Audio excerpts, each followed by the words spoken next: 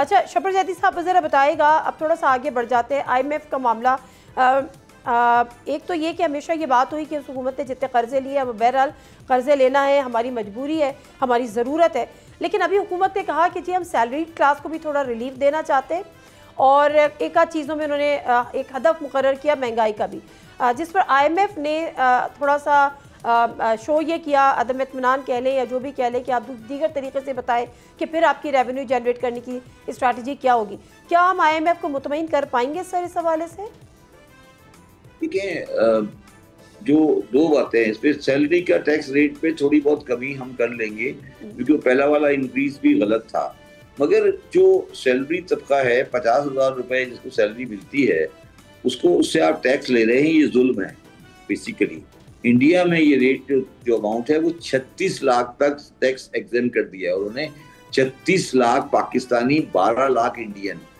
तो ये जो जुल्म है ये खत्म होना चाहिए।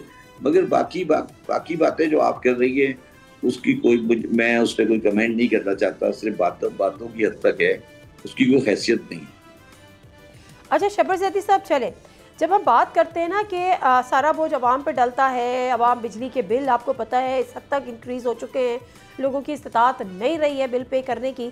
दूसरी तरफ जब हम ये ख़बरें पढ़ते हैं कि वफाकी वज़रा और वज़राए मुमलिकत की तनख्वाहों में 140% इजाफा हो गया, पेट्रोल की मद में जो है वो 35,000 व्हीकल्स जो फ्री चल रही होती हैं उनमें 50 मिलियन वर्थ का फ्यूल उसमें डल जाता है, सैलरीज 140। उसके बाद जो है 6 माह के दौरान सरकारी मुलाजमी ने 8 अरब 23 करोड़ से ज़ायद की मुफ्त बिजली इस्तेमाल कर ली।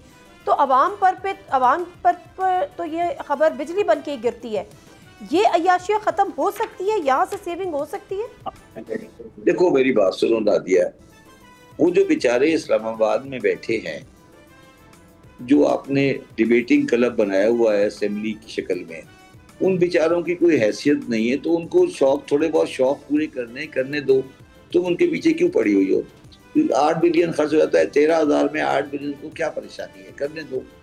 वो बेचारे किसी इस काबिल तो है नहीं कि कोई ढंग की बात कर सके, कोई उनकी हैसियत नहीं है, कोई उनको पूछता नहीं है, कोई उनकी बाजार में कुछ समझते हैं। 300-400 1,000 पार्लियामेंटेरियन होंगे, 20-25 हज़ार और भी हैं।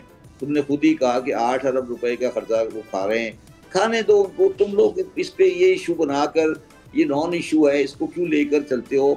ये असली बातें करो कि महंगाई क्या है। वो कि आपने सरकारी अफसर खा रहे हैं, पार्लियामेंट्री। यार वो बेचारे 340 बंदे बैठे हैं, उनको कोई इख्तियार नहीं है, कोई उनकी औकात नहीं है, कोई उनको पूछता नहीं है। उनको सर मैं तो सिर्फ माजरत सर, मैं सिर्फ पार्लियामेंटेरियंस की बात नहीं कर रही। वो तो उन्होंने तो कह दिया था कि जी हम तो बिजली का बिल भी देते हैं, पार्लियामेंट लॉजेस में रहते हैं, तो वहाँ पे किराया भी देते हैं। मैं उन सरकारी मुलाजमीन की बात कर रही हूँ। सरकारी मुलाजमीन जो हैं उनमें भी तुमने खुद ही कहा कि 8 बिलियन का खर्चा है, तो तुम 8 बिलियन को क्या परेशानी है जब तुम 9,700 बिलियन तुम इंटरेस्ट पे दे रही हो? अगर वो 8 बिलियन की बिजली खा जाते हैं तो तुम्हें क्या इतना तकलीफ है? मैं ये कह रहा हूँ। सर मुझे कोई तकलीफ नहीं है, लेकिन बात ये है कि अवाम का क्या कसूर है कि वो 2-2 3-3 AC चलाएं तो 1-1 लाख रुपए बिल दें और यहाँ पे अरबों की बिजली मुफ्त इस्तेमाल हो जाए। नहीं तो अवाम को तो देखिए, वो तो वैसे भी अवाम को तो वैसे ही नहीं मिलना ना। मैं वही कह रहा हूँ, कुछ जेब में कुछ होगा तो मिलेगा ना। चलो 8 बिलियन में काट देता हूँ, मैं ये नहीं कह रहा, मैं ये कह रहा हूँ ये सब्जेक्ट इतना बड़ा रेलिवेंट नहीं है जिसको हम लोग। चले सब्सक्राइब करें और बेल दबाएं ताकि कोई खबर रह न जाए।